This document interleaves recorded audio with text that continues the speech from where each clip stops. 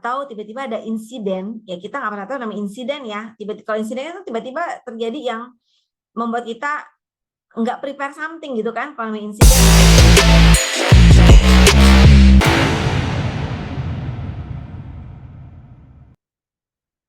Oke, kita bahas satu-satu, mulai dari yang terbesar, risk management.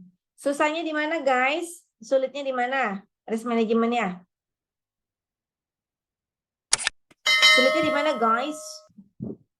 Kasih tahu saya, biar kita bahas. Yuk. Bukan ada lingkaran risk framework itu ya, Bu ya? Ada apaan framework? Yang risk framework, yang lingkaran-lingkaran Oh, oke. risiko-risiko itu. Ah, Sebenarnya kadang-kadang ketika kita masuk layer 1, layer 2 itu, sebenarnya agak berulang ya, Bu ya. Kayak misalnya, bentar ya, saya lagi buka lagi. berulang, gimana tuh? Em, Gimana ya, kalau disuruh mikirin apa yang mungkin salah kan pasti ada aja yang salah ya, Bu ya. Resiko is not about salah. Resiko is a risk. Bukan sesuatu yang salah. Kita ngomongin risk management kan? Iya ya, risk management, Bu. Saya Ah, lagi buka lagi ini. Bentar. apa, Bal? Nggak jelas? Yang terakhir, Bal? Jadi misalnya, Bu, kan di Ah, layer ke-6 itu kan ada beberapa risk, misalnya develop charter and plan, conceptualize and initialize. Terus di ah. dalamnya ada unknown unknown sama unknown known. Terutama yang unknown known sama unknown unknown tuh kadang-kadang agak bingung. Misalnya kayak contoh kasus terakhir, tiba-tiba budget harus dipotong. Itu tuh Hmm. unknown unknown atau unknown known gitu. Karena agak susah aja gitu, Bu, nentuin nih. Budget dipotong biasanya kebanyakan karena apa? Nah, masalah di tugas kemarin kan nggak disebutin juga, Bu, kenapa. Cuman diminta dipotong aja gitu. Oh, yang berapa? Berapa persen? Lupa Yang saya, 10 apa 20 ya? 10%, waktunya 10% ya? dikurangin 10%, anggarannya 20%. Ah, ah. Itu tergantung. Kalau misal kamu udah bisa prediksi di awal, ya, itu berarti unknown sama apa? Yang kedua, Ada known, ada unknown known, sama unknown unknown. ya. Kalau project cut itu ya, apa cut budget itu jarang terjadi kalau nggak ada sesuatu yang benar-benar insiden banget, ya. So far selama saya pegang project nggak ada, ya. Selama saya pegang project ya, kalaupun ada kemungkinan kecil, tapi itu biasanya ada insiden yang sangat sangat apa ya,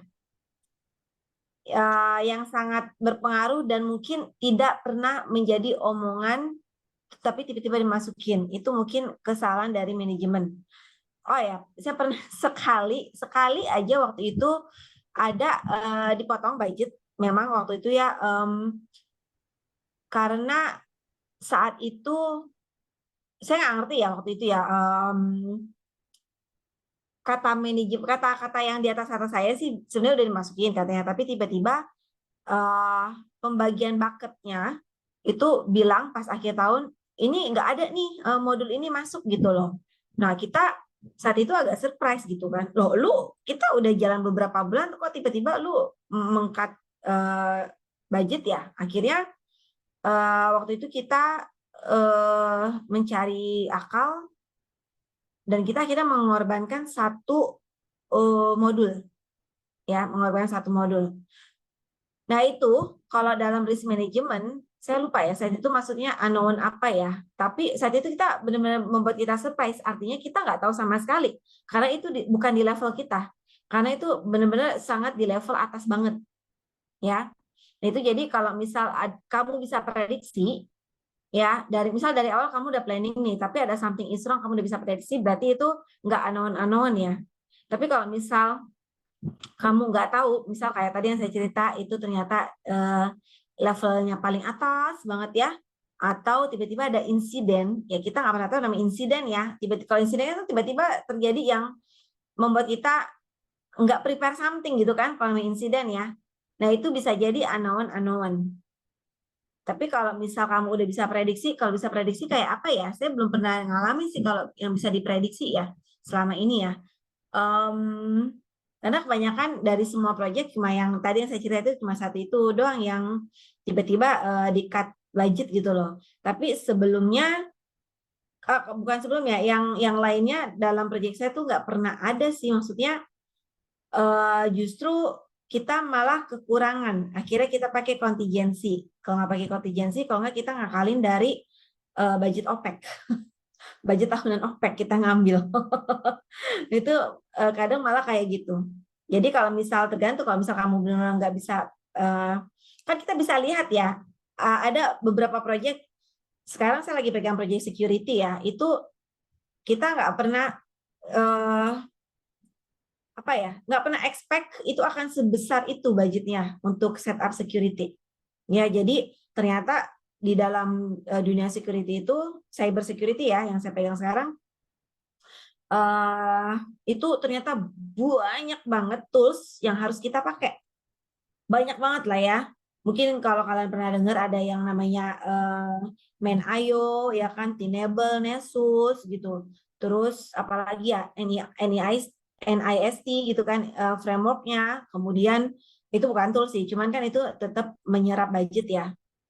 Kemudian ada CyberArk, ada SailPoint, ya kan, ada SCA Sasti itu kan yang pakai Main.io, terus ada Spotcard, lalu ada ya banyak banget lah pokoknya ya. Dan itu kita nggak pernah prediksi kalau itu sangat nggak pernah prediksi sebesar itu. Tapi kita tahu gitu loh, kita tahu. Dan itu bakal banyak resiko, kita tahu. Nah makanya di sini saya mau share file saya, tapi nanti saya nggak mau kalian ini ya, mengcapture atau memfoto ya. Terus nanti kalian bikin sebagai UAS lagi. Itu ada contohnya di situ. Saya banyak banget ya apa, risk management. Jadi kita punya risk register ya. Kita ada KRI, key risk indication gitu kan. Terus ada risk metricnya, kita ada lengkap banget ya. Nah itu severity-nya apa segala macam itu kita ada tuh, unknown atau apa gitu ya. Sampai kita ada step berikutnya, what to do, mitigation-nya, terus kita nilai lagi, assess lagi. Dan itu harusnya nggak masuk unknown, tapi udah harus bagus. Itu risk management seperti itu, FMEA-nya. Nah, saya FRR ya, FRR kita sebutnya, ada yang sebut FMEA, itu macam-macam. Kalau FRR itu kayak form risk-nya gitu loh. Nah, itu kalau misalnya bilang seperti itu semacam ya, kalian bisa predik dari awal. Nanti kalau misal di UAS ada study case, dilihat dari ceritanya aja, dari study case-nya itu kelihatan nggak sih ada resiko apa nanti gitu ke depannya dalam project. Nah itu kalian bisa tentukan unknown apa enggak gitu. Karena kalau resiko memang kita susah prediksi ya, Bal ya. Namanya juga resiko ya. Namanya juga resiko, sesuatu yang kita nggak pernah expect gitu loh, dan kita nggak mau itu terjadi sebenarnya. Cuman kan kita harus predik ya. Kita harus di awal itu, resiko itu kita harus predik guys. Makanya ada namanya risk management, kita memanage risk. Ya, ini akan keluar di UAS. Akan keluar di UAS. Take note ya. Jadi saya udah tadi ngoceh panjang kali lebar itu, setidaknya kalian ada lesson learning yang kalian ambil untuk kalian bisa aplikasikan nanti di jawaban UAS kalian. Ya, risk management itu akan keluar. Kalian mungkin cari aja contoh FRR namanya ya, atau FMEA. Saya selalu lupa singkatannya FMEA sama FRR itu, saya selalu lupa ya, apa ya? FMEA. FMEA. Failure Mode and Effect Analysis. Ya, ini banyak tabelnya, kalian bisa lihat. Ini banyak contohnya seperti ini, kurang lebih ya. Ini seperti ini. Saya juga punya kayak gini. Jadi ada metriknya, ada heat map-nya ya. Jadi semakin ke atas kanan itu semakin merah tuh, semakin kebakaran. Itu ada. Nah ini heat map-nya nih. Kalian kelihatan nggak sih yang saya share? Googling saya? Kelihatan, Bu. Kelihatan ya. Nah ini ada heat map-nya kayak gini, ya. Nah ini tadi saya bilang semakin ke atas kanan itu semakin merah. Ya, ini FMEA. Ada kalau waktu saya project SAP saya pakai FM-nya ini. Walaupun sekarang juga security juga pakai, tapi namanya itu FRR ya. FRR itu malah kenapa Isuzu? Risk. FRR risk apa ya singkatannya? Saya lupa ya singkatannya apa ya FRR ya. Ya pokoknya seputar risk audit ya. Financial Risk and Regulation. Ya. Oke. Seperti ini. Ya. Saya nggak perlu show ke kalian ininya apa contoh punya saya. Ini karena kurang lebih sama persis ya yang di sini ya. Kayak gini. Ya, ini kalian bisa lihat. Saya agak ngeri ya karena itu dokumen kantor saya kan confidential banget ya.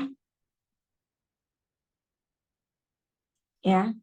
Nah, ini kurang lebih nggak harus kayak gini, tapi kalau misal kalian bisa lengkap itu akan lebih bagus. Ya, akan lebih bagus. Kurang lebih nanti seperti ini. Ada severity-nya, ada nanti heat map-nya seperti apa, itu kalian bikin seperti itu. Ya, ini FM-nya nih. Ya, itu akan keluar ya. Jadi kalian buat seperti ini. Oke? Jangan narasi ya. Satu risikonya ini terus kalian cerita gini gitu. Ya, akan lebih mudah kalau kita bacanya seperti ini. Ya. Ini ada severity, risk class, ya. Detection methodnya, nah prevention methodnya apa? Mitigasi gitu loh. Jadi nanti kalau udah dikerjakan, nanti nilainya itu akan turun, ya. Nanti nilainya akan turun. Terus actionnya apa nanti yang dilakukan? Nah ini bagus nih. Ini yang saya pakai nih sekarang. Kurang lebih kayak begini yang saya pakai. Yang saya pakai di perusahaan sekarang. Yang project sebelumnya juga kayak gini sih, sama. Ya, selengkap ini gitu yang saya pakai. Ya, jadi dinilai, udah gitu ada metodologi untuk prevent atau mitigation-nya apa, terus dinilai lagi sampai dia harus turun nilainya, ya. Ini kan tadi ini 994 nih ya nilainya ya severity. Ini jadi setelah udah ada action segala macam jadi 922. Nah, kayak gini. Jadi dia ada nurun lagi nilainya. Sampai dia kalau 0 kayaknya nggak mungkin ya. Sangat jarang kalau sampai 0 ya. Tapi seenggaknya dia menurun. Kayak gitu ya guys. Itu untuk risk management. Kejawab nggak Iqbal? Pertanyaanmu, Bal? Iya, kejawab Bu. Cuman di FMEA itu kalau saya lihat tuh, karena kebetulan saya pernah belajar risk juga.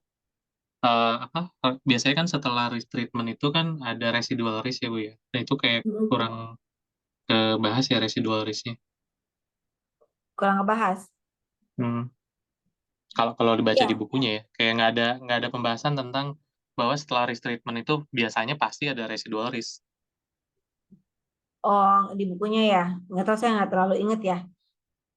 Tapi nanti yang kalian butuhkan di UAS harusnya sih kayak tadi aja yang saya show ini aja nih, ya. Lebih ke sini karena kalau yang di buku itu kan simple ya, kalau nggak salah ya. Seingat saya simple ya. Nggak masalah simple juga, cuman saya akan lebih ini yang dinamakan komprehensif gitu. Ketika kalian membuat resiko, jadi kalian tahu proyek kalian jadi harusnya jadi minimal resiko sih sebenarnya kalau kalian seperti ini. Oke?